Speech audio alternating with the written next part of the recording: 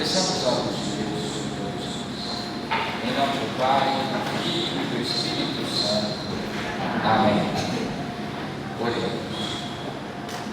Inspirai, Senhor, as nossas ações e ajudai-nos a realizá-las, para que em vós comece e termine tudo aquilo que fizermos por Cristo, Senhor nosso. Amém. O Senhor nos abençoe, nos livre do mal e nos conduz à vida eterna. Amém. Coloque a nossa mão no coração e cantemos. Estaremos aqui reunidos, como estavam em Jerusalém, pois só quando viveremos unidos é que o Espírito Santo nos vem. Confiemos. Eis-me aqui, Senhor. Eis-me aqui, Senhor, para fazer tua vontade, para viver no teu amor, para fazer tua vontade, para viver no seu amor. Eis-me aqui, Senhor. Vamos pedir a bênção, a proteção, a intercessão de São Miguel Arcanjo sobre todos nós, sobre as nossas vidas, todas as nossas preocupações. São Miguel Arcanjo, defendei-nos no combate, sede o nosso refúgio contra as maldades e as ciladas do demônio. Ordena-lhe Deus, instantemente o pedimos, que vós, o príncipe da milícia celeste, pela virtude divina, precipitai ao inferno Satanás e a todos os espíritos malignos que andam pelo mundo para perderem as almas. Amém. Em nome do Pai, do Filho e do Espírito Santo. Amém. São Miguel é protetor da igreja, né? Como o padre falou ontem, é claro que São Miguel Arcanjo ele é um arcanjo.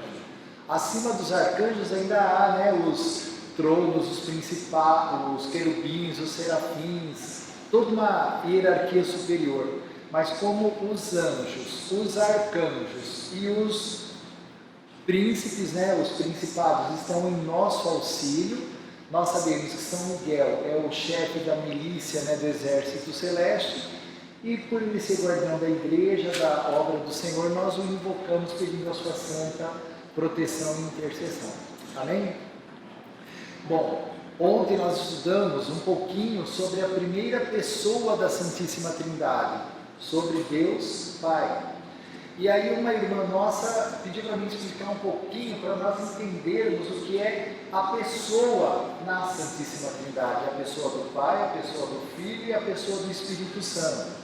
Nós não podemos confundir a pessoa divina com nós seres humanos, né? Porque eles são divinos, mas eles são pessoas. Então a palavra pessoa vem do quê? Do persona. Né? Persona, personalidade. Quem é você? Qual é a tua personalidade? Né? É o que te faz pessoa, a tua mente, a tua maneira de viver, de entender as coisas, de executar as coisas. Não é isso que te faz uma pessoa? Uma pessoa, né, filho? Não um indivíduo, né? Então também é a pessoa Pai, a pessoa do Filho e a pessoa do Espírito Santo. 3 personalidades. Mas se eles são 3, como é que eles são um só? E é isso que nós começamos a estudar para nós entendermos. Ontem, como nós falamos do Pai, então deu para entender que Jesus foi nos mostrando que ele era o Messias, filho do Pai. Então, apesar de serem um na Santíssima Trindade, junto com o Espírito Santo, Jesus foi deixando bem claro: eu sou o Filho e Ele é o Pai. E hoje nós vamos ver que Jesus começa a anunciar para Israel, pregando a boa nova, fundando a igreja. Ele daí começou a dizer: vocês estão achando que só tem eu e o Pai? Pois eu vos digo que eu vou subir para o céu e de lá enviarei o Espírito Santo. Então, os próprios apóstolos, os próprios que andavam, os discípulos, falaram: bem, peraí, agora tem o Pai, tem Ele que é Filho e tem mais um Espírito que é Santo. Está dando para entender, gente? A cabeça ali do hebreu, do judeu, eles eram da religião judaica. A religião judaica ensinava que existia um só Deus. E Jesus começou a mostrar que realmente existia um só Deus, mas 3 pessoas divinas.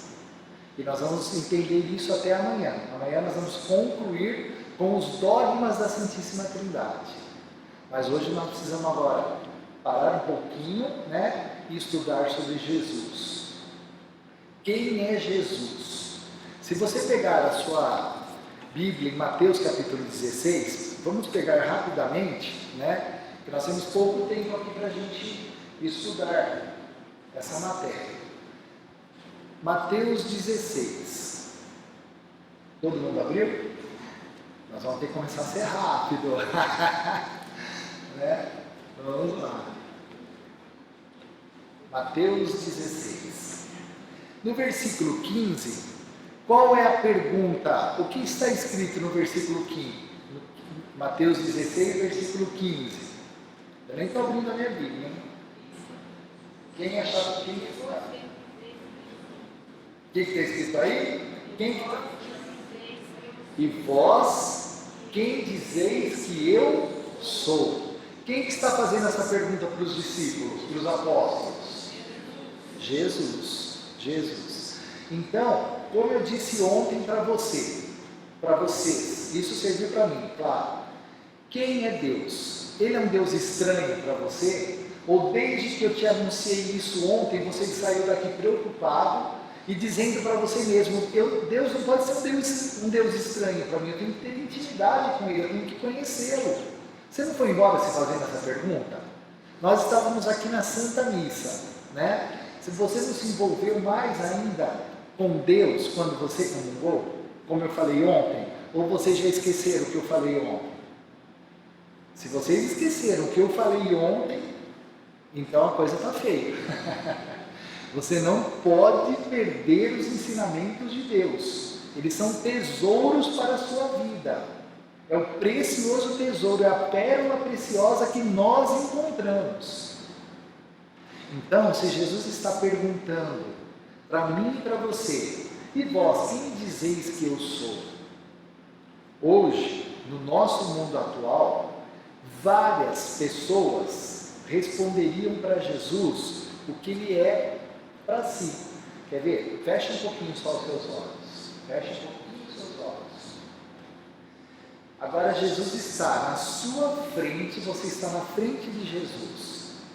E Ele está perguntando para você: quem sou eu para você? Responda para Jesus: quem é Ele para você?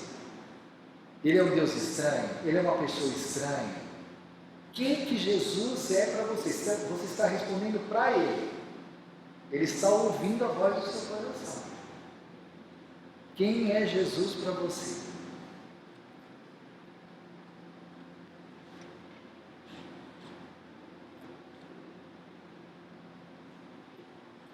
Assim, nós começamos a ter intimidade com Deus.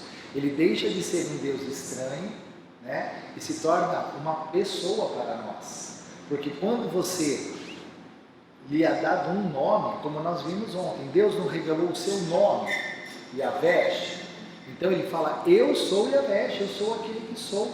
Ele já começa a se apresentar e querer ter intimidade conosco. Jesus hoje também. Eu trouxe um material aqui, que é de quando eu fiz teologia, que diz bem assim. Então presta atenção. Quem dizem os homens que eu sou? Olha só. Uns dizem que és João Batista, outros que és Elias, outros que és um dos profetas. Os filósofos dizem que eras um deles, um filósofo de origem judaica e influência helenística. Os historiadores, o que os historiadores dizem ser Jesus? Quem é Jesus para os historiadores? Dizem que eras um pregador carismático ambulante, dos quais haviam muitos na época. E os psicólogos? O que é que os psicólogos falam de Jesus? Dizem que eras um homem equilibrado, protótipo de uma personalidade ajustada, capaz de acolher a todos com a devida atenção. E os revolucionários? O que os revolucionários falam? Nós vemos isso em novela, em revista, em jornal, em reportagens. Os revolucionários dizem que fostes o ideólogo de uma revolução iniciada a partir da base dos marginalizados, dos doentes, dos pescadores e dos pecadores. A teologia da libertação marxista é um perigo, porque eles falam que Jesus foi um revolucionário. Jesus não foi um revolucionário. Jesus não é um revolucionário. E os sociólogos?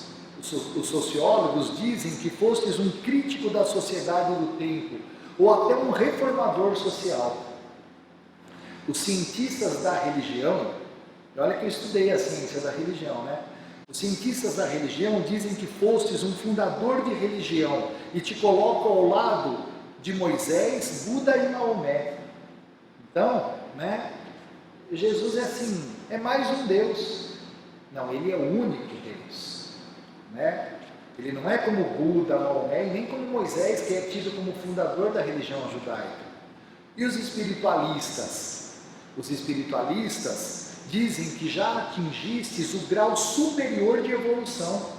Não é isso que o islamismo, o shintoísmo, eles ensinam, né? Que Jesus é uma evolução, uma reencarnação de reencarnação de reencarnação e já atingiu o nirvana ali, né? O grau máximo de evolução, onde uma reencarnação não mais acontece. E os esotéricos? Os esotéricos dizem que és uma energia positiva. Isso vocês já ouviram bastante, né? Uma energia positiva, uma vibração benfazeja. E os umbandistas? Os umbandistas dizem que és Oxalá, o orixá da paz e da liderança. E os teólogos? Eu sou teólogo, né? E os teólogos?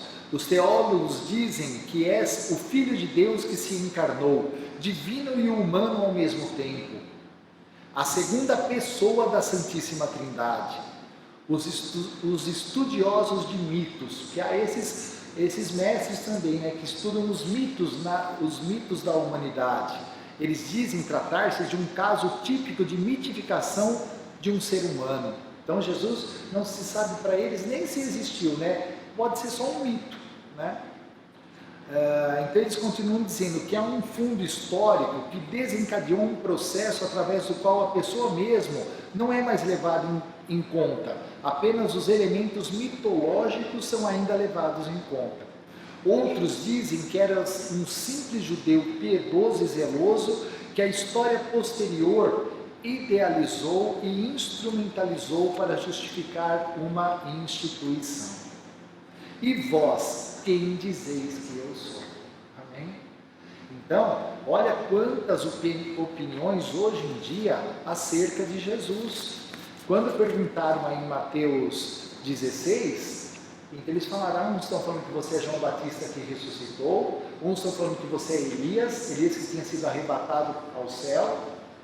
Então cada um tinha uma opinião, como hoje também, cada um tem uma opinião sobre Jesus. E como o padre perguntou a nós sobre o relativismo, isso tudo não é relativo? Jesus pode ser isso, Jesus pode ser aquilo, mas a verdade, aonde está? Quem é Jesus de verdade? Quem é Jesus de verdade? E é isso que a igreja foi se perguntando desde o início. Só que a igreja conta com as luzes do Espírito Santo. Jesus, ao subir ao céu, disse: Eu vou e não vos deixarei órfãos, enviarei o meu Espírito. E o meu Espírito virá e ensinar-vos-á todas as coisas. Por quê? Porque a igreja estava começando a sua caminhada. A igreja não sabia ser igreja, gente. Nós estamos no ano 2019. Nós temos 2019 anos de caminhada. 2020, desculpa. Nós estamos em 2020. Então nós estamos em 2020 anos de caminhada de escuta do Espírito Santo, onde o ensinamento de Jesus está sendo até agora explicitado pela igreja, porque a revelação foi concluída, a Bíblia já está escrita, e até hoje ela está sendo explicitada para nós. Isso é religião, isso é Jesus que disse: eu não vos abandonarei, eu cuidarei da minha igreja. Daqui a pouquinho nós vamos ver quantas heresias foram acontecendo dentro da igreja. O que é uma heresia? A heresia é uma mentira com cara de verdade. Então essa lista de profissionais aí que eu falei para vocês, não é uma coisa assim, cada um tem uma opinião sobre Jesus e cada um defende o seu ponto de vista. Mas aonde está a verdade? Então, a heresia ela é assim. E as heresias, prestem bem atenção, elas não vêm de fora para dentro da igreja. As heresias acontecem dentro da igreja. Todas as heresias, desde a primeira que eu vou mostrar para vocês, ela surgiu através de quem? De padres, de patriarcas, de bispos, aonde havia uma impressão de verdade, mas o Espírito Santo vem no socorro da igreja e disse: isso não é verdade. Os heréticos foram chamados ao arrependimento, à conversão à verdade, mas eles não se arrependeram. Mas a verdade prevaleceu. E para que a verdade prevalecesse, o que aconteceu? Foram declarados os dogmas. Os dogmas, dogma significa revelação da fé, revelação da verdade. É isso, né, Padre? O dogma é isso, uma revelação. Nós não sabíamos a verdade. Nós não sabíamos, preste atenção nisso. Deus vem e se revela. Não foi isso que nós aprendemos ontem? Deus se revelou a Moisés e mostrou o nome dele. Caminhou com o povo de Israel até que o Messias se encarnasse. Fundada a igreja, continua com a sua igreja se revelando a nós. Então há mistérios de fé que nós não vamos compreender. Mas Deus, para falar a verdade, não é para ser compreendido. Deus é para ser adorado. Está dando para entender? Você não tem que entender Deus, eu não tenho que entender Deus. Eu tenho que sentir a presença do Senhor, eu tenho que adorá-lo, porque eu sou criatura de Deus. Você é criatura, nós pertencemos a Deus. E criatura adora o Criador. Criatura não adora criatura. Nós adoramos a Virgem Maria. Quem aqui adora a Virgem Maria? Ninguém. A igreja não nos ensina a adorar a Virgem Maria. Nós somos, nós amamos a Virgem Maria. Porque tanto quanto nós, ela também é criatura. Nós vamos parar um dia para estudar sobre Nossa Senhora, né, Padre? Vocês sabem que lindo que é, que lindo que é. Mas a Santíssima Virgem é adoradora de Deus também. Ela é adoradora. E eu preciso aprender com a Virgem Maria a ser adorador. Né? Então, todas as criaturas, nós humanos, como os santos anjos, todos nós adoramos e amamos a Deus. A diferença do demônio, que ele se rebelou contra Deus, ele adora a Deus também, porque ele se prostra, em adoração a Deus. Mas a diferença é que ele não ama a Deus. Essa é a diferença. Nós e os santos anjos amamos o Senhor, nos submetemos à vontade de Deus porque nós o amamos, amém? Os demônios não, os demônios adoram. Por isso que diante do nome de Jesus, todo joelho se dobra nos céus, na terra e nos infernos. O demônio tem que se dobrar mesmo, Jesus é o Senhor, mas eles não amam. Então, nós vamos descobrindo que Deus está se revelando para nós, que Deus está se mostrando para nós. Como nós lemos no Catecismo ontem, Deus é mistério, Ele é mistério.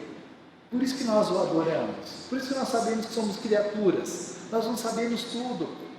Como eu falei, tudo está sendo explicitado para nós, explicado, né? Nem explicado, é explicitado para nós.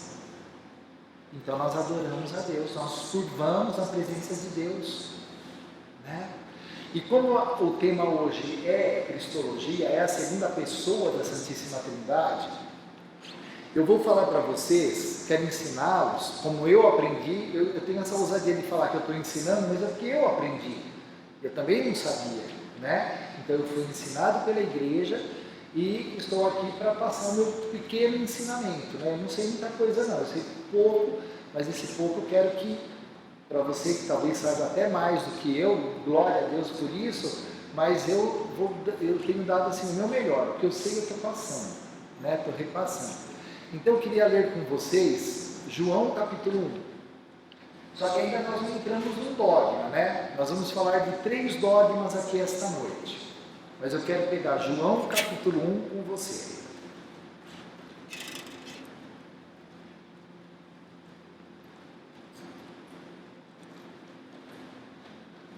Evangelho. Olha só que lindo isso. Então, quem é Jesus para nós? Amém? Então diz assim, São João nos escreve: no princípio era o Verbo, e o Verbo estava com Deus, e o Verbo era Deus. Esse Verbo é Jesus. Esse Verbo é o Logos de Deus. Então, Jesus foi explicando para os apóstolos, para a igreja, que no princípio havia o Deus Todo-Poderoso. Mas esse Deus Todo-Poderoso não era só uma pessoa. Havia o Verbo, o Logos de Deus, junto com Deus Pai. E junto com Deus Pai, ele estava desde o princípio. Antes que o mundo espiritual fosse criado, antes que o mundo material fosse criado, Deus já era. Não é já era, já é o né? Deus já é desde o princípio. Deus, gente, Deus, falando da Santíssima Trindade, não tem princípio, meio e fim. Não tem. Deus é eterno, isso é ser eterno. Eterno, é um mistério, é eterno, é o presente eterno, é o ser estar eternamente do mesmo modo. Nós somos, eu aprendi assim, evi eternos. O que é evi eternos? Nós temos um começo. Não teve um dia que você começou a existir, um segundo que você começou a existir? Lá quando o esperma do teu pai se encontrou com o óvulo da tua mãe? Não houve uma explosão de luz e você se tornou um ser humano? Uma alma imortal? Então você tem um começo, eu tenho um começo, mas nós nunca mais teremos um fim. Amém? Se a gente olhar para São Cristóvão, ele teve um começo. Ele deixou de existir porque ele morreu? Ele está vivo até hoje.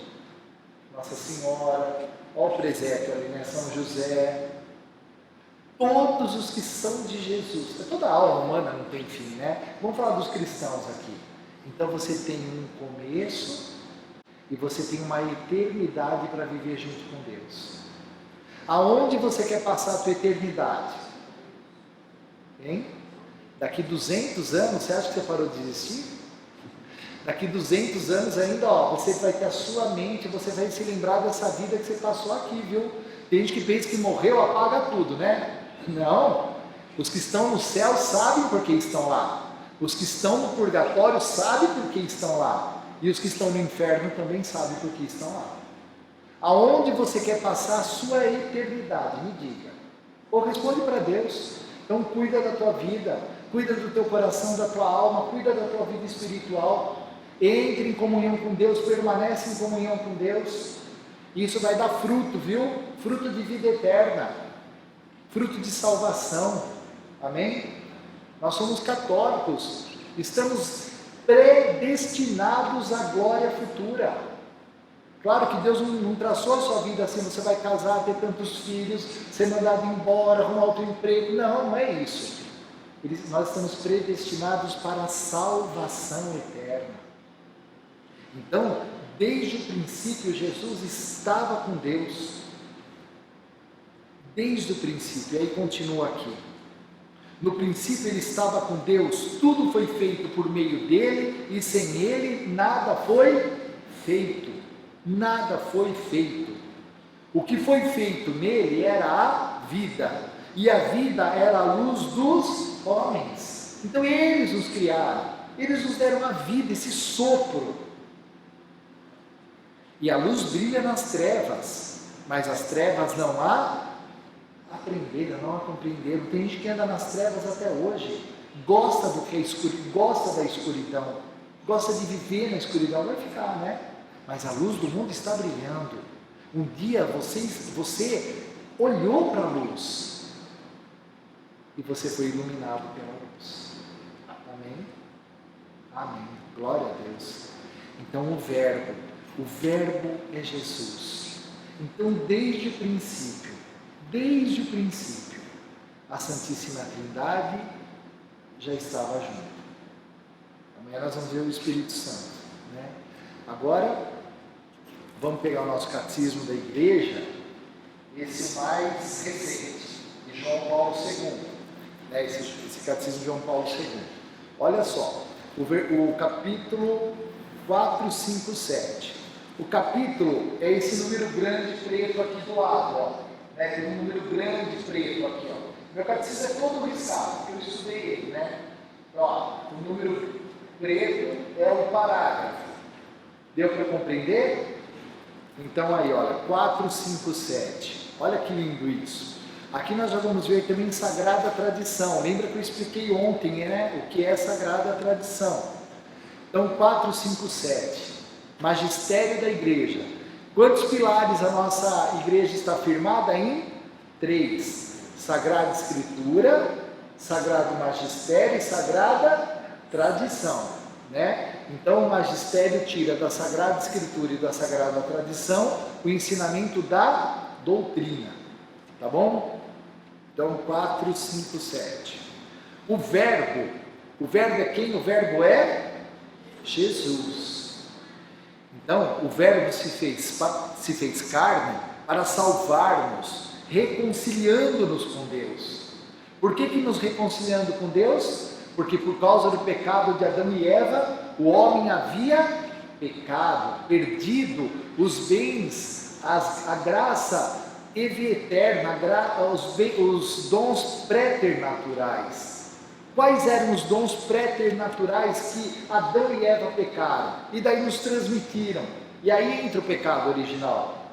Perdemos a vida eterna, começamos a envelhecer, começamos a morrer. Gente, Adão e Eva não morriam. Adão e Eva não morriam. Você já imaginou quantos anos, sei lá, centenas de anos eles viviam num paraíso? Aí pecaram. E aí nós perdemos os dons préternaturais. Padre, vida eterna, morte, doença, é isso, são esses, né? Então nós perdemos isso. Mas com a volta de Jesus e a ressurreição dos mortos, nós vamos recuperar todos esses dons, né, que nós perdemos por causa do pecado. Então quando o catecismo fala aqui que o verbo se fez carne, foi para nos salvar. Porque como eu falei ontem, havia um pecado enorme, infinito, que um ser humano normal não poderia pagar pelo pecado cometido. Porque o pecado de Adão e Eva foi infinito diante da infinita santidade de Deus. Então, o verbo se fez carne, como diz o catecismo, para salvar-nos e reconciliar-nos com Deus. A palavra religião significa religação. Então Jesus veio para nos religar com Deus, para pagar o preço de um pecado que nós não poderíamos pagar. Então, né, o modo desse preço ser pago. E o modo desse preço ser pago é que o Verbo de Deus, a segunda pessoa da Santíssima Trindade, teria que se tornar um homem também, como eu e você, um ser humano. Um ser humano. A Sagrada Tradição nos ensina, os doutores da Igreja, que mesmo que o homem não houvesse pecado, mesmo que o homem não tivesse pecado, Jesus, a Santíssima Trindade, amou tanto a sua criação, que ele se tornaria homem. A Virgem Maria existiria de qualquer forma. E aí eles nos ensinam que isso foi a queda de Lúcifer. Uma das quedas, né? A queda de Lúcifer. Ele se revolta e diz: eu não vou adorar Deus na forma do homem. Mas isso já entra no estudo de angelologia, né, padre? E aí nós vamos estudar isso outra hora. Então, de qualquer forma, Deus que nos amou tanto, ele se encarnaria. O Verbo se tornaria homem. Carne, sangue, alma. E porque ele era Deus, divindade. Né? Então vamos continuar aqui. Foi ele que nos amou e enviou-nos seu Filho como vítima de expiação pelos nossos pecados. O Pai enviou seu Filho como o Salvador do mundo. Este apareceu para tirar os pecados. Alguém que não está perdido precisa de Salvador, gente? Não. Quem está perdido no meio da mata, não precisa de alguém lá salvar ele?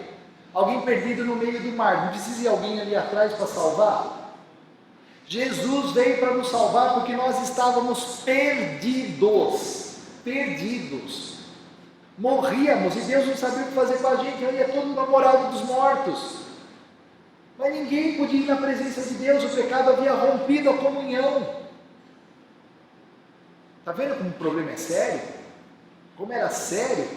Por isso que quando vem aquela parábola de Jesus, ele fala, né? Os dois, morreu o rico e morreu o Lázaro. E os dois foram para a morada dos mortos. Havia uma separação entre os justos e os injustos. Mas eles não estavam no céu ainda. Né? Era essa a situação. Desde que Adão pecou, sabe, milhares e milhares de homens, de almas estavam ali. E Deus mandando os profetas. Olha, o Messias virá, o Messias virá, o Messias virá. E o Messias veio ou não veio? Veio, se encarnou na Virgem Maria, porque ela foi preparada por Deus, nasce da Imaculada Conceição, né? Porque por causa de Jesus, a Santíssima Virgem, ela foi criada sem pecado original. Por quê? Porque o Verbo se fazia carne. E Deus, ele obedece à ordem da sua criação. Quando uma mulher está grávida, o sangue da criança, da onde sai? Do corpo da mulher. Só que Jesus era Deus. Como é que ele ia no ventre, no útero de uma filha de Eva, que Maria também era filha de Eva, mas assim, na condição de pecadora? Porque o pecado original não é um pecado cometido, você pecou, você fez o pecado original, você cometeu o pecado original? Não, você nasceu com o pecado original. Por isso que fala original, das origens, né? Então, ele é transmitido. Então, na hora que chegou a hora do Messias vir, do Verbo se fazer carne, Deus prepara um templo para si, aonde ele desceria. Então, onde ele ia descer? Ele prepara o corpo da Virgem Maria. No instante que Joaquim e Ana têm relação sexual, quando o esperma de Joaquim encontra com o óvulo de Ana, naquela hora Deus passa a sua mão, tira o pecado original, porque Jesus viria por aquela mulher e ela é concebida sem o pecado original, o sangue santo, porque a vida do homem, né, a nossa alma, a vida do homem está no sangue. Presta atenção nisso, gente. Né? Então ela nasce Imaculada Conceição. né, sem o pecado original. E ela gera o Messias. Ela dá corpo à segunda pessoa da Santíssima Trindade. Então ela dá corpo a Jesus. O Verbo se faz carne nela. Só que daí é corpo, sangue, alma, uma alma racional. Jesus tinha um cérebro e divindade. Essa é a diferença nossa. Nós somos corpo, sangue e alma. Jesus é corpo, sangue, alma e divindade. Jesus é divino. E divino, só Deus é divino.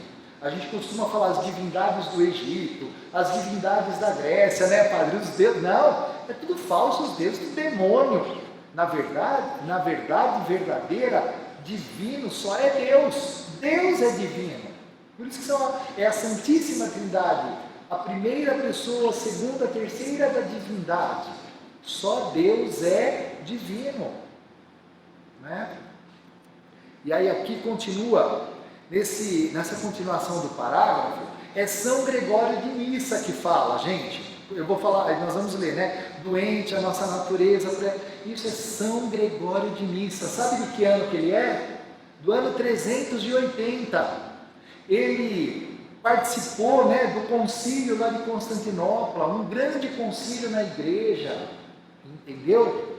Ele foi nos dando, ele era, claro, doutor, né, da igreja, ele foi nos dando noção da verdade, né? 380 anos de caminhada a igreja tinha. Quantos anos nós temos agora?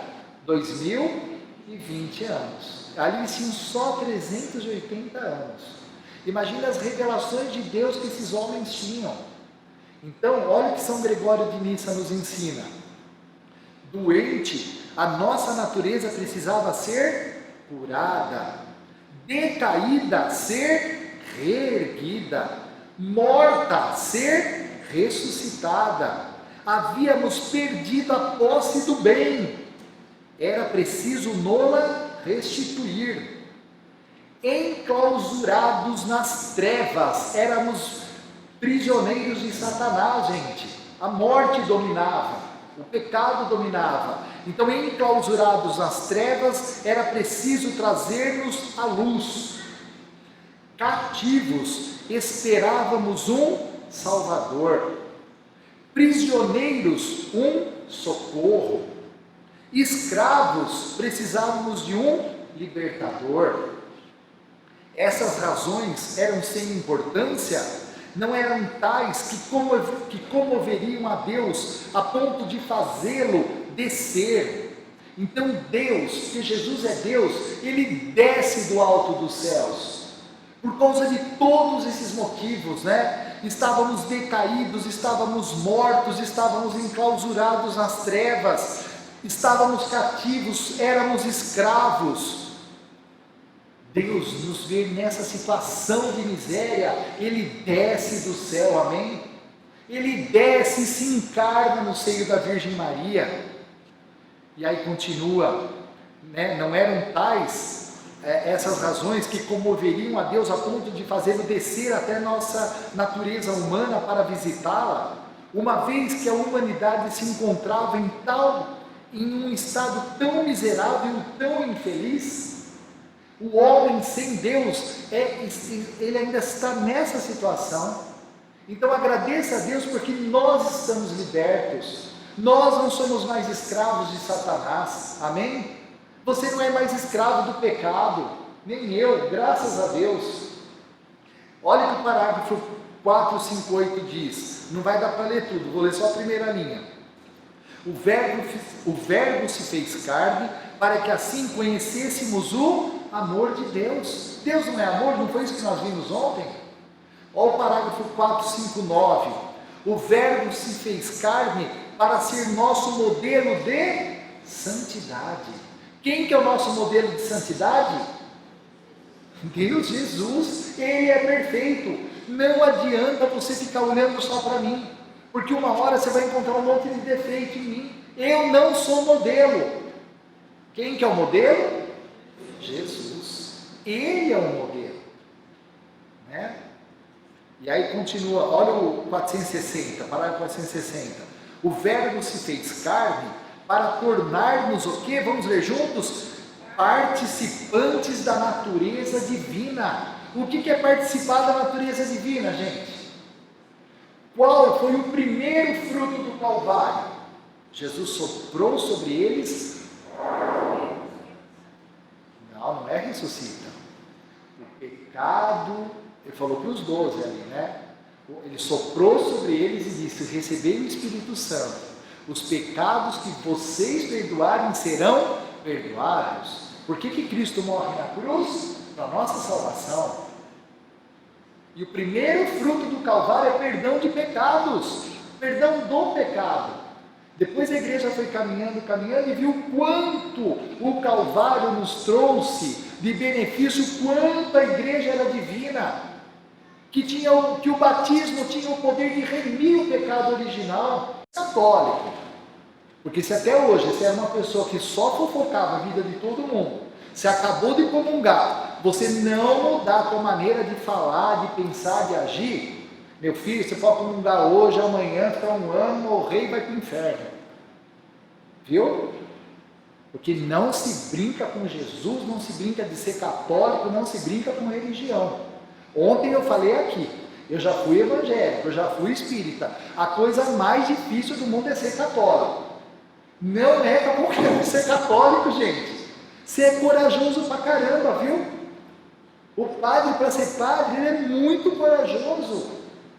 Pessoas de fibra, gente. É ou não é? Você não é uma pessoa de fibra? Ah, você é sim, não é? Cutuca aí a pessoa do teu lado, fala: você é corajoso. Cutuca, fala: ó, parabéns. Fala: parabéns, você é firme na fé, meu irmão. Trabalhou o dia inteiro e está aqui no estudo, ó. Quer aprender sobre Deus, né? A canseira que fique para... Tem uma música que fala, né? Meu cansaço, que a outros descanse, amor que almeja seguir, né? Então o nosso cansaço que alguém descanse, né? E nós vamos prosseguir. Então, nós tomando consciência disso, que o verbo se fez carne. Já deu para entender isso? Deu para compreender? Né? Que a segunda pessoa da Santíssima Trindade se fez carne. Para nos salvar, para nos libertar, para nos curar, para nos devolver a natureza divina. Né? E Deus fala que o justo peca 7 vezes por dia. Então, nós cometemos pelo menos 7 pecados aqui, todo mundo. Mas nós estamos na caminhada. Nós estamos, sabe, na caminhada. Quando você errar, ó padre, é só se confessar, né? Então nós não temos desculpa não. Católico não tem desculpa não. Errou, não deixa o demônio ficar na tua orelha. Errou, você não vale nada. Sabe? Olha para Cristo, viu? Olha para Cristo, levanta do caimento que você está e Cristo te reergue. Cristo te reergue. Amém? Bom, agora eu quero entrar num dos dogmas de Jesus. Como eu falei, eu li para vocês, né? Cada um fica falando que Jesus é uma coisa, a moçada vai na faculdade, a gente sabe o que a faculdade faz, a gente sabe o que a Globo tem feito, e não é só a TV Globo. Vocês vão ver o que a escola de samba Mangueira esse ano vai fazer na Avenida. O ano passado foi a Gaviões, né? Não foi a Gaviões? Que pôs o demônio derrotando Jesus, né, padre? Foi isso, vocês lembram? Eu ia numa feijoada da Save, eu soube que o pessoal da bateria da Gaviões ia estar naquela feijoada. Eu não fui mais. Eu falei: escuta, eu vou estar numa feijoada. Eu já tinha comprado mesmo, falei: já ajudei. Eu falei: eu vou estar numa feijoada, uns caras dessa bateria da escola de samba, pois o demônio derrotando o meu Senhor. Eu vou lá prestigiar. Agora é a Mangueira que vai fazer. Quer dizer, os católicos que estiverem ali na Sapucaí teriam que virar de costa ou sair de lá, né, padre? Não devia nem ir, né, para falar a verdade. Mas se estiver lá, como é que você vai ver uma coisa dessa? Eles falaram que o filme Porta dos Fundos vai ser fichinha diante do que eles vão fazer na Avenida. É Mangueira, põe lá, Escola de Samba Mangueira, o tema. Gente, pelo amor de Deus, o mundo está perdido. Nós somos luz do mundo e sal da terra. Nós vamos ter que começar a nos levantar e botar a boca no trombone. Você sabe que tem paróquias que as portas estão tudo fechadas para mim, viu, padre? Não querem ouvir doutrina, não querem ouvir a verdade. Glorifica a Deus que você quer, meu irmão. Glorifica a Deus que você está pronto para salvar a sua família, viu? Jejue pela sua família, ore pela sua família, põe o joelho no chão pela sua família. De repente você vai ter um sobrinho, um neto, um filho que vai falar: ó, estou indo lá desfilar na escola de samba, viu? Porque quando eu era jovem eu fui desfilar pela Mangueira, depois pela Beija-Flor. Olha isso, gente, então Deus me tirou. Pois é, entendeu? Né? Então, mas na minha época não tinha essas coisas, né? Graças a Deus. Mas o mundo virou de um jeito que, pelo amor de Deus, né? Pelo amor de Deus. A Celia, que essa moça é minha amiga faz muito tempo. A gente era da farra junto, né, Celia? A gente era jovem, né? Entendeu? Então eu não minto o que eu fui, porque assim, é um testemunho. Eu sei do buraco que Deus foi me tirando. Eu não sou perfeito, né? Mas a gente está na caminhada, não está? Nós não estamos na caminhada? Todo mundo tem uma vida aqui, tem um passado, não tem? Você nasceu já santinho, com asinha? Não, todos nós nascemos, crescemos, erramos, nos arrependemos, nos voltamos para a igreja, nos enchemos do Espírito Santo e estamos aqui, graças a Deus. Então, gente, na igreja foi acontecendo o seguinte: nós entendemos, deixa eu pegar uma colinha aqui, porque eu tenho medo de errar em alguma coisa, né? No começo da igreja, nós estávamos lá para o ano 300, mais ou menos, teve um sacerdote lá de Alexandria, no Egito. Padre, se eu errar alguma coisa, o senhor vai me ajudando, tá? Teve um sacerdote, ele chamava Ário, lá em Alexandria do Egito. Alexandria era uma das cidades mais importantes, né? Era Roma, Antioquia e Alexandria. Então Alexandria, lá no Egito, com esse grande sacerdote, né? Ele era respeitado, ele pregava pra caramba, só que ele começou a ensinar, sabe o que, gente? Que Jesus não era Deus. Olha isso. Imagina um sacerdote ensinando que Jesus não era Deus. Ele negava a divindade de Cristo, né? Para ele, Cristo era apenas a primeira criatura de Deus, a primeira criatura que Deus fez, Cristo, né? Porque o Filho procede do Pai, né? Então o Pai envia o Filho, depois o Filho envia o Espírito Santo, então procede do outro, né? É uma processão. É como assim, quando você olha um rio imenso, ele não procede de uma fonte, de uma mina d'água, não é? A nascente gera aquele rio imenso, então aquele rio imenso procede daquela nascente. Então, o Filho procede do Pai, o Espírito procede do Filho, e eles falam que o Espírito procede do Pai e do Filho, né? É o mistério da Santíssima Trindade. Mas Ário falava que não, que Jesus não era Deus. Hoje isso pode ressoar meio estranho aos nossos ouvidos, né? Porque nós somos, desde pequenininho, passamos por catequese, esse monte de coisa, aprendemos que Jesus é Deus. Mas fez o maior rebuliço na igreja, gente. Um monte de gente deixando de adorar Jesus, porque Jesus não era Deus. Olha isso, né? Então, o arianismo fez isso. Jesus não era Deus. Então, os seguidores de Ário eram os arianos, né? Era o arianismo. Então, diante dessa heresia, essa heresia foi gerando outras heresias também, né? Entendeu? Do arianismo foi surgindo o monofisismo, tudo dentro da igreja, gente. Também, olha, o cara chamava Eutíques e Dióscoro. Eles negavam que em Cristo houvessem duas naturezas, a humana e a divina. Eles falavam, não, Jesus não é humano, Jesus é só divino. Enquanto Ario negava a divindade de Cristo, dizendo que Cristo era só uma pessoa, o monofisismo vinha falar, não, que Jesus não era humano, Jesus era só divino. Olha que confusão, né? Aí houveram o quê? Diante de tanta bagunça, e Jesus disse, eu caminharei com a minha igreja, eu não deixarei que a mentira prevaleça. Ele vem em socorro da sua igreja, e a igreja começa a se reunir em concílios ecumênicos. Existem concílios regionais, né? Que é alguma questão que se tem que resolver ali na região. Hoje a gente chama de sínodo, acho, né, pai? Mas existem os concílios ecumênicos. Um concílio ecumênico é para a igreja inteira, gente. Nós não tivemos agora o Vaticano II, né? Houve um Vaticano I e um Vaticano II, fizemos um concílio ecumênico, algo que é para toda a igreja. Então, diante de heresias, grandes heresias, amanhã eu vou mostrar sobre o Espírito Santo, né? Mas assim, diante de grandes heresias, porque daí uma heresia puxava a outra, aí surgiu o docetismo também. O que era o docetismo? O docetismo, ele dizia que tudo era uma aparência.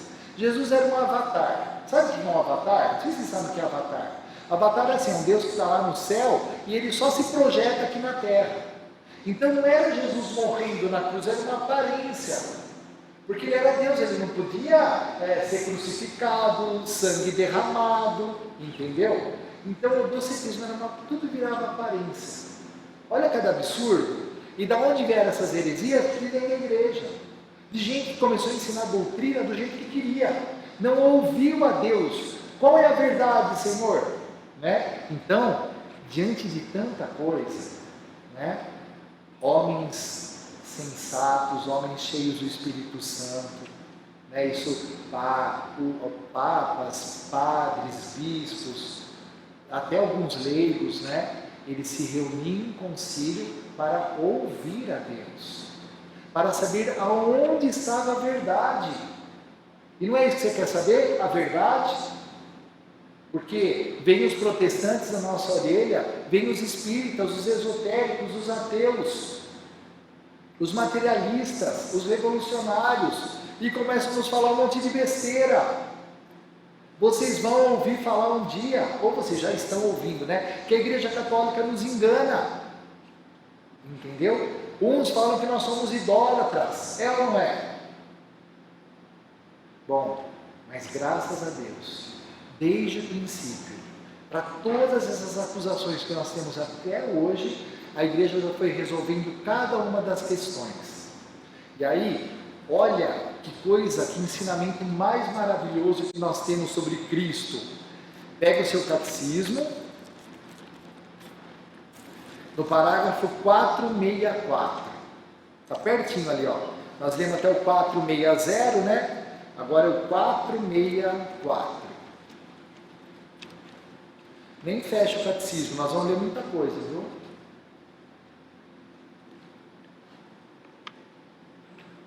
Eu vou falar para vocês desses dogmas aqui, porque a teologia da libertação está fazendo uma arruaça dentro da igreja. E tem muito católico sendo emburrecido, muito católico sendo enganado, e você não pode ser enganado. Então olha só, diante de tudo isso, 464, qual que é o título ali do 464? Verdadeiro Deus e verdadeiro homem. O catecismo é o quê? O magistério nos ensinando, né? A palavra da igreja. Isso é a palavra oficial da igreja. Essa é a palavra oficial. Então, olha só, o acontecimento único e totalmente singular da encarnação do Filho de Deus, agora nós já entendemos que o Verbo se fez carne, né? Não significa que Jesus Cristo seja em parte Deus e em parte homem. Primeiro dogma que eu estou falando para vocês aqui hoje, hein? Jesus, verdadeiro Deus e verdadeiro homem. O que é dogma? Uma revelação da verdade. Então, Jesus, o acontecimento único e totalmente singular da encarnação do Filho de Deus, não significa que Jesus Cristo seja em parte Deus e em parte homem, nem que ele seja o resultado da mescla confusa entre o divino e o humano. Ele se fez verdadeiramente homem, permanecendo verdadeiro Deus. Jesus Cristo é verdadeiro Deus e verdadeiro homem. Esta verdade de fé, esse dogma não é verdade de fé? Então, esta verdade de fé, a igreja teve de defendê-la e classificá-la no decurso dos primeiros séculos, diante das heresias que a falsificavam. As primeiras heresias, mais do que a divindade, que Ario falava que Cristo não era divino, certo? Então, olha, as primeiras heresias, mais do que a divindade de Cristo, negavam a sua humanidade verdadeira. Aí caía num docetismo gnóstico. Então, por que Jesus, no Evangelho, presta atenção, nós sabemos que ele é Jesus de Nazaré. Profissão, qual é a profissão de Jesus? Carpinteiro. Quem que era carpinteiro? O José, o pai adotivo dele. E o pai ensinava a profissão para o filho. Jesus não sentia fome? Jesus bebia água ou não bebia? Bebia, entendeu? Né? Jesus sentia canseira ou não sentia? Sentia. Então ele era verdadeiro homem, semelhante a nós, em exceção do pecado. O que é o pecado? Os maus pensamentos. Ele não era pertença de Satanás. Ele nasceu santo, porque o sangue santo da Virgem Maria deu a ele, né, a condição de ser santo.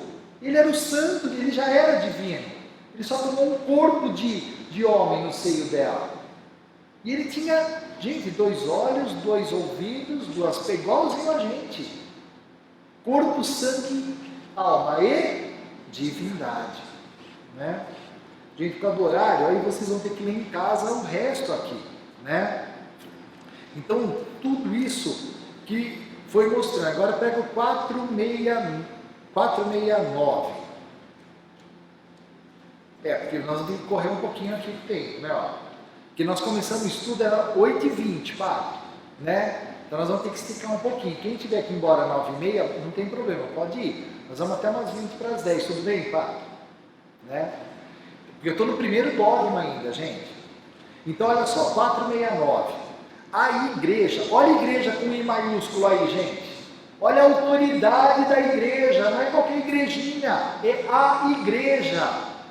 Então a igreja confessa assim que Jesus é inseparavelmente verdadeiro Deus e verdadeiro homem. Ele não é metade Deus e metade homem, ele é todo homem e todo Deus, sem separação, sem mescla, sem confusão.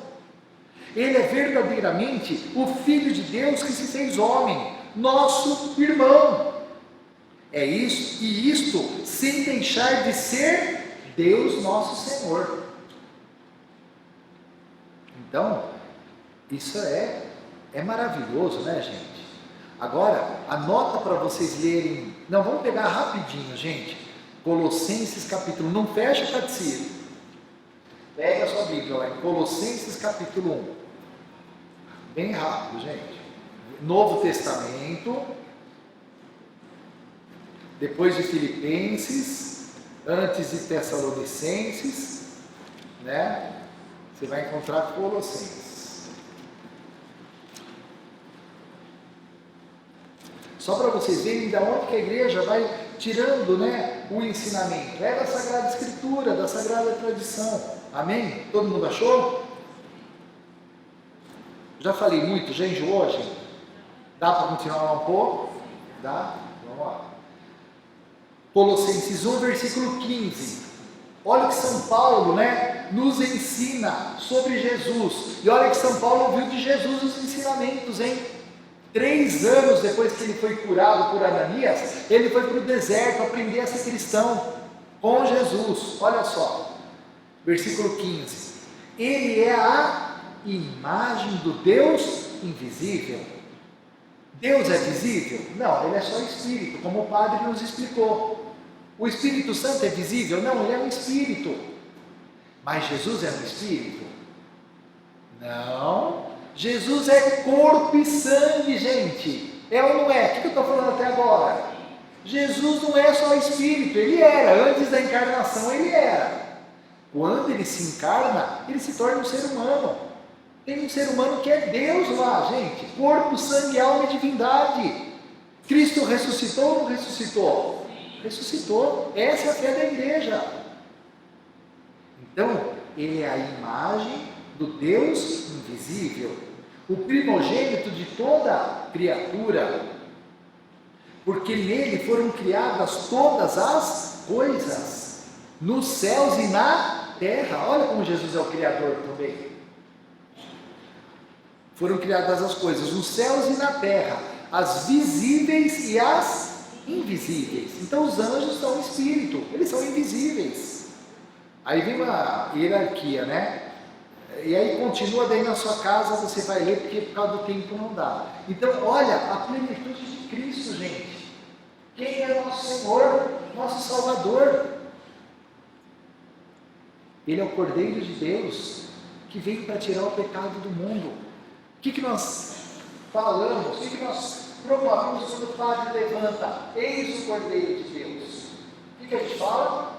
Senhor, eu não sou digno, mas dizer uma palavra serei salvo. Quer dizer, eis o Cordeiro de Deus. Nossa, mas ele não é o ressuscitado leão da tribo de Judá? Sim, ele ressuscitou como o leão da tribo de Judá, nunca mais morrerá. Mas quando ele morre como Cordeiro de Deus. Morreu para pagar os nossos pecados. Esse é o primeiro dogma. Jesus é verdadeiro Deus e verdadeiro homem. O segundo dogma, todo mundo estava na Santa Missa aqui, alguém não estava? Levanta a mão, só para mim saber. Ah, tinha bastante gente que não estava. Então vamos rapidamente, pega a palavra de Deus em João capítulo 6. Vai lá, rapidão, gente. João capítulo 6.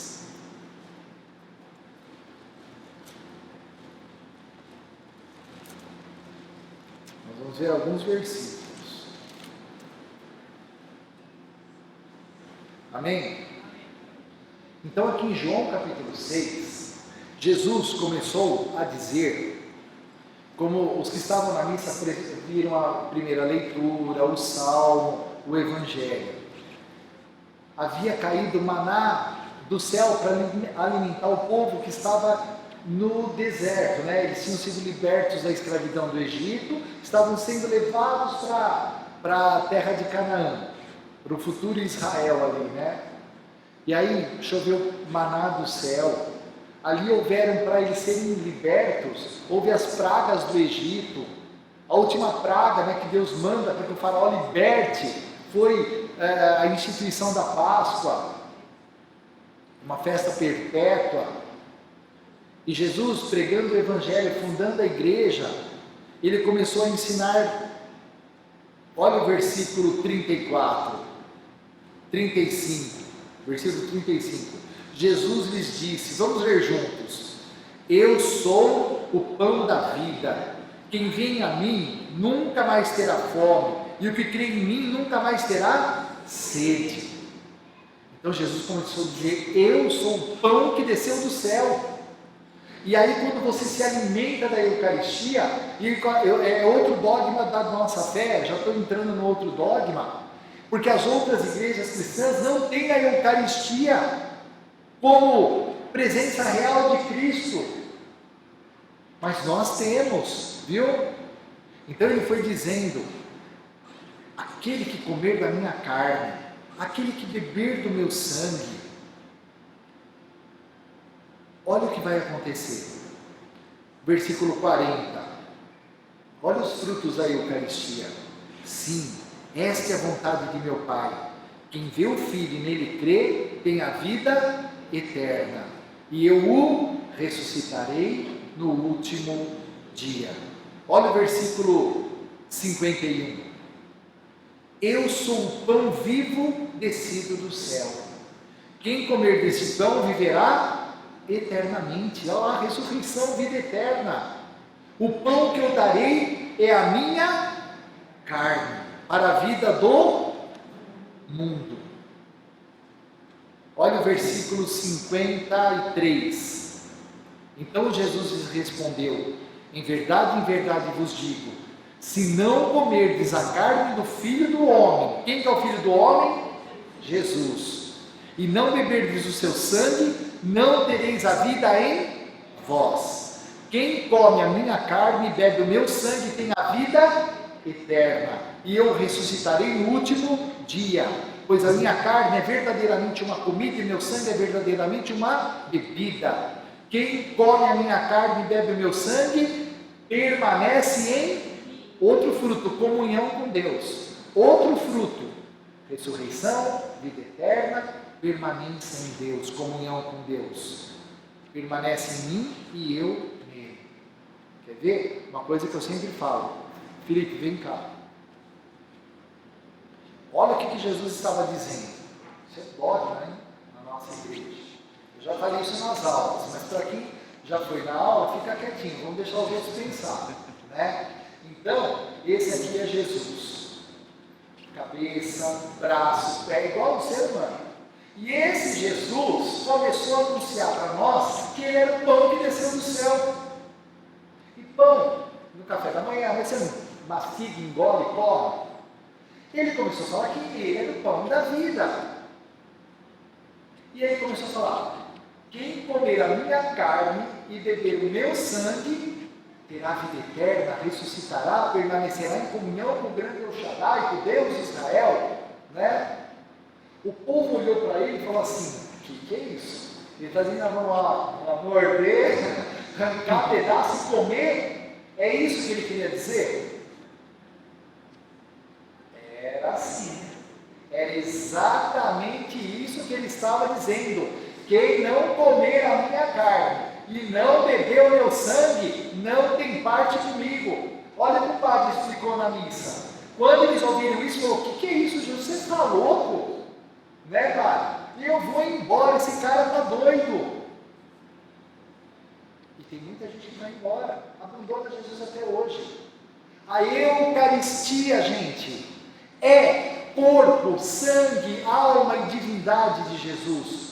É presença real. Por que a gente se ajoelha diante da Eucaristia para recebê-la? Porque é Deus. Você vai receber de qualquer jeito? Pegar aqui nem uma pinça, né? Por que os maçons, os satânicos roubam a Eucaristia? E se você levar uma hóstia sem estar consagrada, eles sabem. O burro do católico não sabe, não dá valor, comunga de qualquer jeito. E o satânico sabe se a hóstia está consagrada ou não, porque é corpo, sangue, alma e divindade.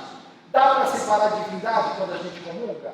Não. Então é Jesus inteiro, então vai tudo.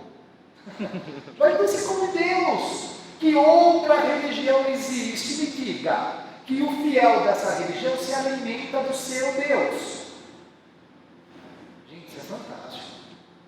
E Jesus, para que nós não precisássemos ver literalmente a carne e o sangue, ele está escondido sob o véu do sacramento, né? Obrigado, Felipe. Entendeu? Né? Mas ele está ali. Vai, procura sobre os milagres eucarísticos, né? Deve estar acontecendo muitos por aí hoje em dia. É dogma de fé, isso é verdade. E Jesus, quando institui a festa da Páscoa cristã, né, a ceia lá da Quinta-feira Santa, ele deixou os sacerdotes, ele institui os primeiros padres da igreja, os primeiros bispos da igreja, e ele diz: vocês vão fazer isso em memória de mim. E o cajado vem a unção, e nós temos o Padre Maurício.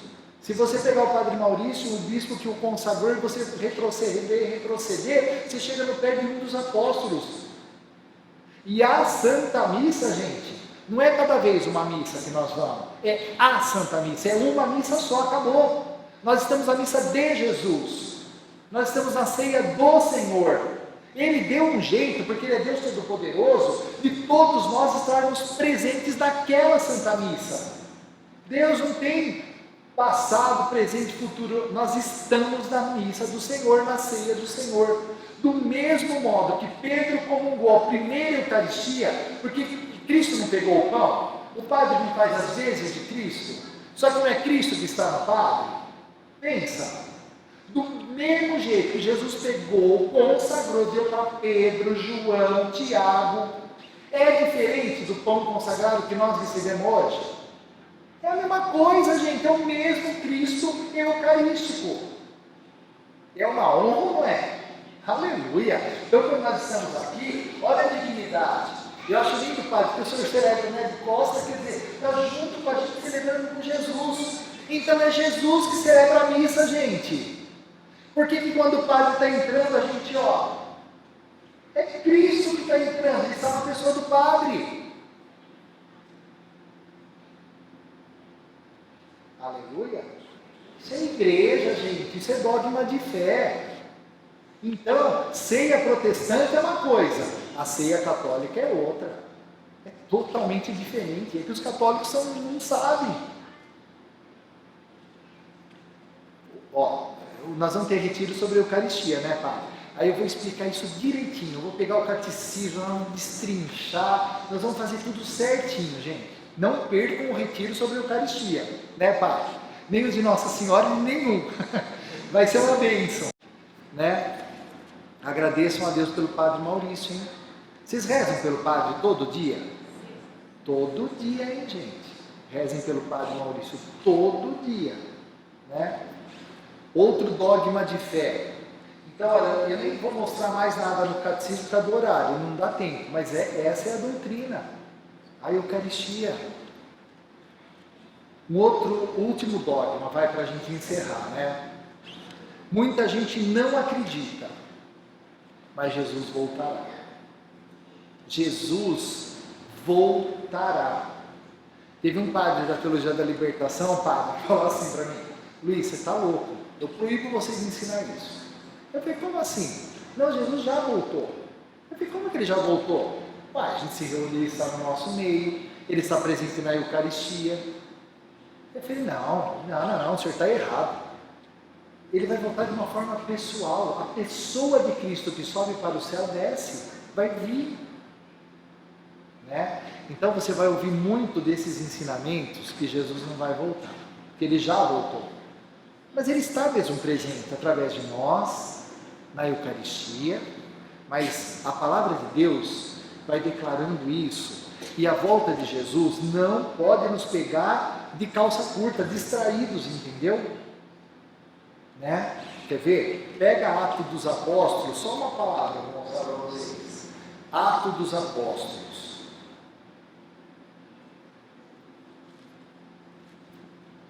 Depois de João, né? Vem Atos. O escritor de Atos é Lucas. Isso é incontestável. Se alguém falar que não foi, né, padre? Foi Lucas que escreveu Atos dos Apóstolos. Deixa eu ver aqui onde está. Atos 1, versículo 1.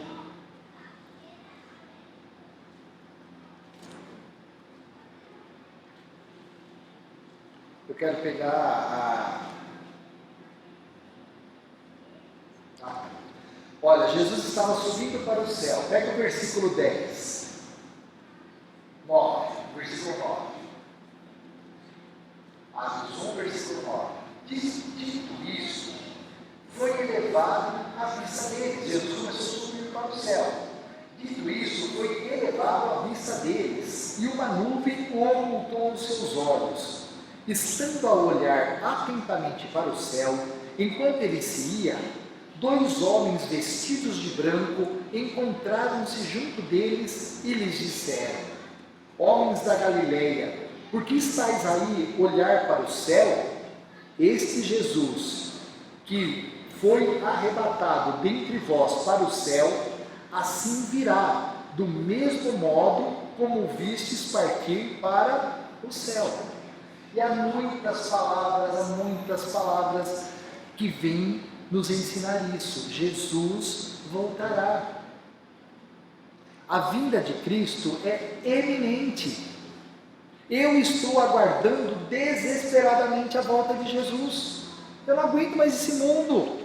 Não sei você, né? Você gosta de viver nesse mundo? Xeri, olha o que a Mangueira vai fazer esse ano com nós de novo. Olha a Porta dos Fundos, olha como está o mundo. Eu quero que Jesus volte.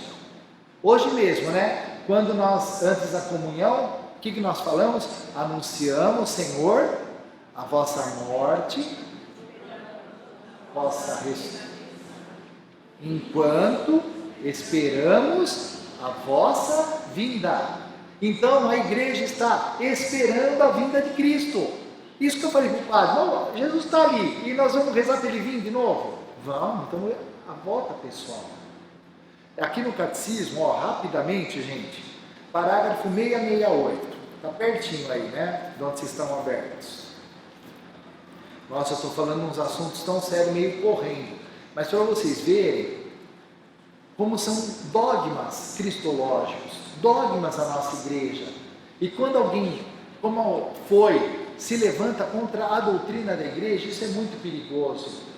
É um perigo, não é, padre? Essas pessoas que se levantam contra a doutrina, aí perseguem o padre Maurício, perseguem os padres zelosos e fiéis, perseguem os leigos, né? Então, olha o que o parágrafo 668 vem dizer. Volto a dizer, hein, ó, magistério nos ensinando, gente. Diz assim: Cristo morreu e reviveu. Ele não reviveu? Reviveu. Ele ressuscitou. Só que nós ainda não entendemos o que é ressurreição. Nós ainda não conseguimos entender o que é ressurreição. Os apóstolos também não entendiam. Imagina, eles estavam reunidos com medo, né? Estavam sofrendo perseguição dos fariseus. De repente, as portas tudo fechado. Jesus atravessava a parede e entrava, e se punha no meio deles. Eles assustavam, falavam: é um fantasma, é um fantasma. Aí Jesus chega para Tomé e fala assim: Tomé, eu não sou um fantasma, pode tocar, ó. Toca nas minhas chagas. Tomé tocou ou não tocou? Tocou. E ele viu que não era um fantasma, era carne e sangue, corpo, carne e sangue, que tinha atravessado uma parede. Como é que um corpo concreto atravessa uma parede concreta? Aí Jesus chegava muitas vezes e falava: vocês têm peixe, pão, daqui. E comia. Fantasma come? Não, fantasma não come. Então Jesus estava provando: ó, vocês estão achando, vocês não estão entendendo o que é ressurreição. E nós ainda também não entendemos, entendeu? Mas quando nós formos ressuscitar, nós vamos entender. A Virgem Maria já entendeu, porque ela foi ressuscitada, né? Tudo que acontecerá conosco, com ela já aconteceu, né? Então Cristo ressuscitou. E nós comungamos na Eucaristia não um Cristo morto, não, gente. É uma carne viva ressuscitada. É isso que a ciência nos mostra. Deu para entender? Os milagres eucarísticos não é de um corpo e sangue morto, é corpo e sangue vivo. Para encerrar, prometo, gente. Então Cristo morreu e reviveu para ser o Senhor dos mortos e dos vivos. A ascensão de Cristo ao céu significa a sua participação na sua humanidade, no poder e na autoridade do próprio Deus. Jesus Cristo é Senhor. Senhor é uma palavra usada para Deus, né? Jesus Cristo é Deus, Jesus Cristo é o Senhor. Possui todo o poder nos céus e na terra. Por isso que Ele é o Deus que tudo pode. Está acima de toda autoridade, poder, potentado e soberania, pois o Pai tudo submeteu aos seus pés. Cristo é o Senhor do cosmos e da história. Por isso que Ele comanda a história, gente. Nele, a história do homem e mesmo de toda a criação encontram a sua recapitulação, sua consumação transcendente. Parágrafo 672, para a gente encerrar. Quem é que leu 671? Em casa vocês leram 671. Cristo afirmou antes da sua ascensão que ainda não chegara a hora do estabelecimento glorioso do reino messiânico esperado por Israel, que devia trazer a todos os homens, segundo os profetas, a ordem definitiva da justiça, do amor e da paz. Mas com a volta dele, aqui será restituída a justiça, o amor e a paz.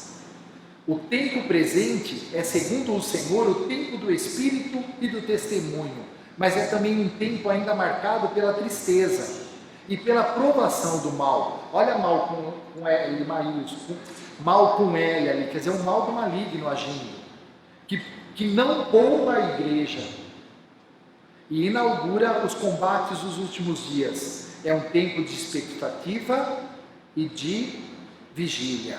Para encerrar 673, a partir da ascensão, o advento de Cristo na glória é iminente.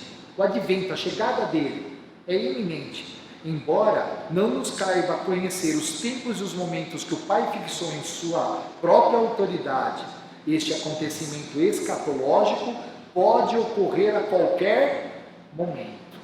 Amém?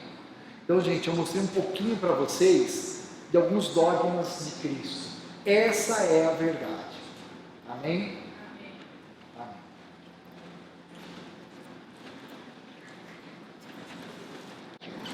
Nosso Senhor Jesus veio, bagunçou tudo, entregou para a gente e continua bagunçando. É um grandioso mistério. Deus de Deus, luz da luz, Deus verdadeiro de Deus verdadeiro, gerado, não criado, mais uma verdade, consubstancial ao Pai. Por Ele todas as coisas foram feitas, e por nós, homens, e para a nossa salvação desceu dos céus, se encarnou pelo Espírito Santo no seio da Virgem Maria e se fez homem. Verdadeiro Deus e verdadeiro homem, sem mistura nem confusão. E Jesus foi provando, embora humano, ele foi provando, como Maia nos anunciou, o seu poder, o seu poderio, não é? Chama lá teu marido, lá com a samaritana, ele ainda não tinha nem ressuscitado ainda, estava na pregação do Evangelho. Vai lá e chama teu marido. Mas, Senhor, eu não tenho marido. Bem dizes que não tem, porque o que tens agora não é teu. E aí ela acredita por conta da onisciência dele. Olha, ele contou todos os meus pecados. Depois, vai lá para Cafarnaum, que daqui a pouco eu já vou. Depois que ele realizou o milagre dos pães, né? O milagre já foi um estrondo. 5 pães ele multiplicou para 5 pão para 5.000 homens, ainda recolheu 5 cestos.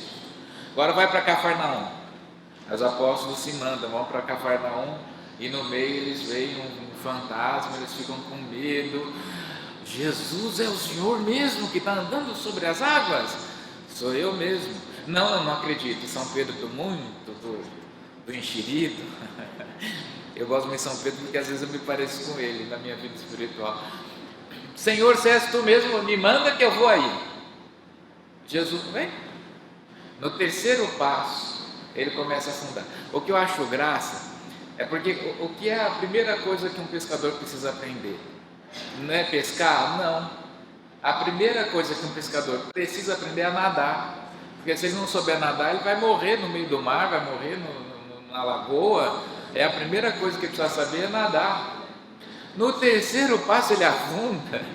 Ele começa a gritar: salva-me, salva-me, Senhor. Mas viu, você é pescador ou não é? Jesus vai lá, pega ele pelo braço, mas como vocês são homens sem fé. Depois da ressurreição, como o Maia falou, ele atravessava, porque aí ele já tinha um corpo glorioso. Ele entrava com as portas fechadas, ele aparecia, aí ele revelava. Por quê? Porque ele era verdadeiramente homem e verdadeiramente Deus, e se entregou a nós. Tomai todos e comei, isto é o meu corpo. Não é representa, não é simbolismo, isto é. E é muito interessante que no latim a palavra isto é muito importante. Estou aqui com as professoras de português, assim, né? Tem uma diferença. Isto que está perto de mim, isso que está longe de mim, que está próximo da pessoa com quem eu falo, e aquilo que está longe de mim e da pessoa com quem eu falo. É isto, isso e aquilo. Jesus não falou aquilo nem isso. Ele falou: isto é o meu corpo. Isso faz muita diferença. Por isso que a igreja permaneceu em pé por causa da Santíssima Eucaristia. E aqui eu termino. É que que padre precisa falar, mas desculpe. Percebam como os padres são distintos uns dos outros. Só em Valinhos nós somos 5. E cada um diferente do outro. Gente, a maior prova que esse negócio aqui foi criado por nosso Senhor Jesus é que a igreja continua em pé, apesar dos padres. Eu vou colocar vocês também no rolo, e dos leigos. Esse negócio continua, isso aqui estava fadado ao fracasso. Não era para ficar em pé isso aqui. A gente briga entre nós, a gente tem ciúmes de nós mesmos, a gente cria confusão, os padres não se entendem, cada um tem uma ideia, e o pior, não é como numa empresa, faz ou você está demitido. Não tem nem como demitir o padre. Como nós vamos fazer com aquele negócio? A gente vai ter de aguentar esse negócio aí agora. Apesar de tudo, a igreja continua em pé. Não é pelo poder do padre, é pelo poder da Santíssima Eucaristia que a igreja permanece em pé e que nós temos força de uma semana escutar sobre as coisas de Deus. É a Divina Eucaristia. E para encerrar a noite, até para a gente rezar, podemos todos permanecer sentados. Queria trazer um canto que a gente cantou muito no passado, hoje ele está muito, assim, um pouco esquecido. Mas eu quero trazer alguns trechos bem específicos. Deus de amor, nós te adoramos neste sacramento, corpo e sangue que fizeste nosso alimento. És o Deus escondido, vivo e vencedor. A teus pés depositamos todo o nosso amor. Terceira estrofe.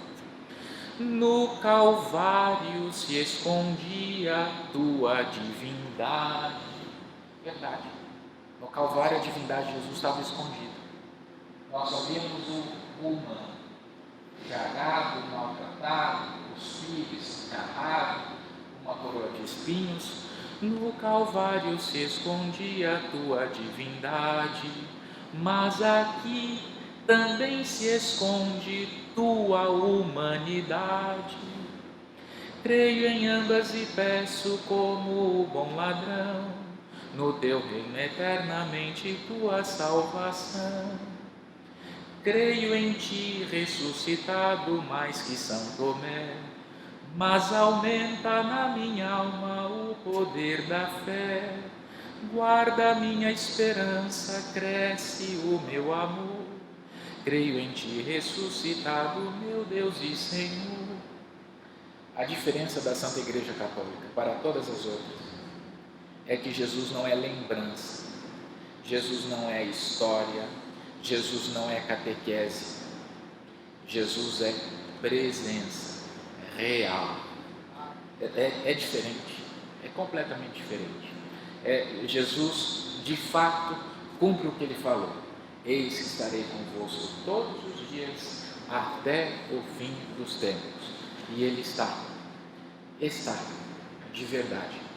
Fiquemos em pé com o nosso coração dilatado para pedir a bênção de Deus nesta noite. Cantemos juntos, aqueles que lembraram, a última estrofe. Ó Jesus, que nesta vida pela fé eu vejo, realize, eu te suplico, este meu desejo, ver-te, enfim, face a face, meu divino amigo, lá no céu eternamente ser feliz contigo. O Senhor esteja convosco. Concedei, Senhor, a estes meus filhos um sono tranquilo, um sono restaurador. Concedei, Senhor, o dom da inteligência, do discernimento e da sabedoria, e que a cada dia que passe eles possam amá-lo de coração sincero. Em nome do Pai, e do Filho, e do Espírito Santo.